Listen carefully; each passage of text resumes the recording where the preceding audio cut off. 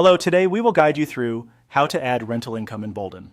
By the end, you'll have your rental income reflected in your plan, so projections and cash flow are more accurate. Start by opening Boldin and heading to the Planner Overview, sometimes called the dashboard. This is your home base where you can see a snapshot of your plan. From here, look to the top left corner of the screen and click the three horizontal lines. This menu icon opens the main navigation so you can move into the planning tools. In the menu, choose Income. The Income section is where Boldin tracks money coming into your plan, including wages, pensions, and of course, rental income. Once you're on the Income page, click. Start to begin the guided setup.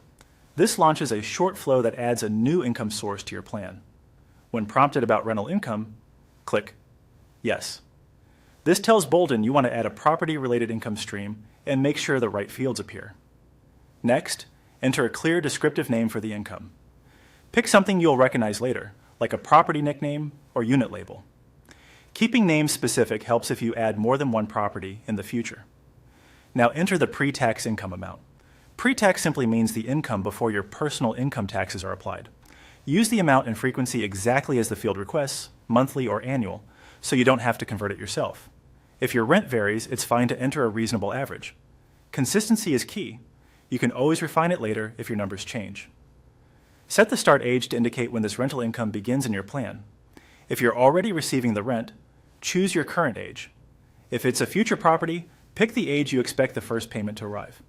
Then set the stop age, which is the age you expect the rental income to end. Choose an age that aligns with your best estimate, such as when you plan to sell the property or when you expect the rental to wind down. Once everything looks right, click Save.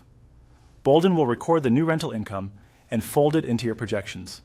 Take a quick glance at the updated income list to confirm the name, amount, and timeline look correct. If you need to tweak anything, you can come back to this section and edit the entry at any time. That's it.